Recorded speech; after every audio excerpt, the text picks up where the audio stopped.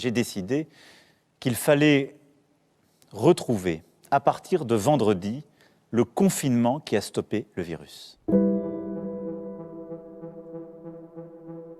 Le 28 octobre 2020, Emmanuel Macron a annoncé un second confinement.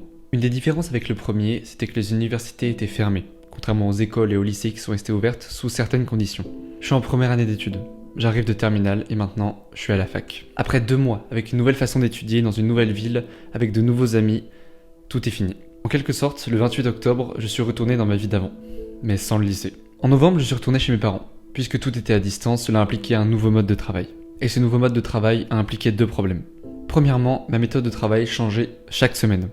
C'était toujours pareil. Au début de semaine, j'étais dans le flow, j'étais motivé, je voulais travailler. Plus les jours passent et plus je m'invente des excuses pour ne pas suivre le planning que je m'étais donné. Du coup, le week-end, puisque je suis déçu de ma semaine, je crée une nouvelle méthode de travail. Un nouveau mode pour m'organiser. Et le lundi, c'est reparti. Sauf que de semaine en semaine, ma motivation baisse peu à peu. Le deuxième problème est un peu plus personnel. C'est que ce que j'apprends me plaît, mais pas la fac. Du coup, je me suis mis à préparer le concours de Sciences Po. C'était un petit regain de motivation dans la mesure où ça me donnait un nouveau but, un objectif clair à atteindre. Et pendant ce temps, le premier semestre continue. Et ma motivation baisse. Le 24 novembre, le président annonce la fin du confinement pour le 15 décembre. Et la réouverture des collèges et des lycées le 20 janvier, puis 15 jours plus tard, des facs. Je n'ai pas remis les pieds dans un amphithéâtre depuis octobre. Et d'ailleurs, ma fac a été très claire, elle m'a envoyé un mail en disant que les cours ne reprendraient pas en présentiel jusqu'à au moins mars 2021. Du coup, j'ai continué à travailler chez mes parents. Très peu motivé en ne travaillant que seulement quelques heures par jour. Pour la première fois de ma vie, j'ai perdu le sens de ce que je faisais. S'il est vrai qu'au lycée, je n'aimais pas trop les matières scientifiques, j'avais toujours mes potes. J'avais toujours ma passion pour le cinéma et d'autres gens qui la partageaient. J'avais toujours ce trajet en bus, de chez moi jusqu'au lycée. On s'en rend pas vraiment compte, mais toutes ces choses, ça change tout dans une journée. La preuve, c'est que ces derniers mois, je suis plus ou moins en paralysie émotionnelle. Que je fasse une super journée de travail ou que je sois complètement inefficace, je sais que je me sens pareil à la fin.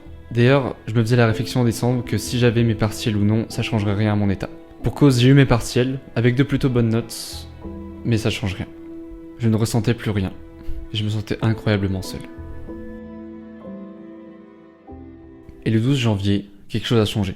Le problème, c'est le brassage. Ce n'est pas le cours dans l'amphithéâtre, mais l'étudiant qui prend un café à la pause, un bonbon qui traîne sur la table ou un sandwich avec les copains à la cafétéria.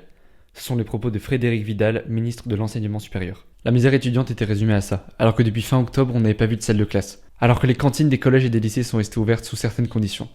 Alors que certains étudiants ont essayé de se donner la mort en janvier à cause de notre misère. Mais le problème, c'était ça. Un bonbon sur la table. Le 12 janvier est apparu sur Twitter le hashtag étudiant fantôme. Et là, j'ai vu des témoignages. D'autres étudiants, comme moi, qui semblaient se sentir aussi seuls que moi, avec le résultat qui baissait, etc. Mais ce que j'ai surtout vu, c'est des cas qui sont pires que le mien. Pendant la pandémie, je n'ai pas eu de problème financier.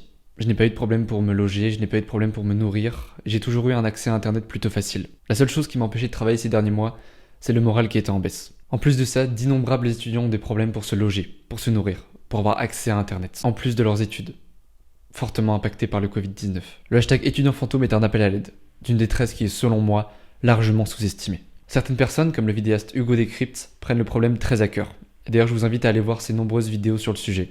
Mais ce n'est que le début du chemin. Répondez à l'appel. Ne les laissez pas sombrer. Merci à vous.